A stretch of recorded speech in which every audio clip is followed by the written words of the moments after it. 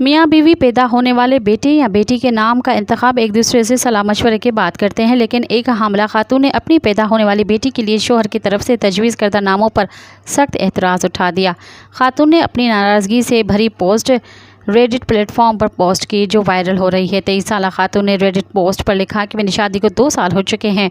हमारे यहाँ शादी के 2 साल बाद बेटी की पैदाइश की खुशखबरी सामने आई, मगर मेरे शोहर ने खुशियों को मांद कर दिया। खातून ने रेडिट पर लिखा कि जब हमें मालूम हुआ कि बेटी पैदा होने वाली है तो मेरे शोहर ने बेटी का नाम अपनी साहब गर्लफ्रेंड के नामों पर रखना चाहा, जिस पर मुझे शदीद गुस्सा आया।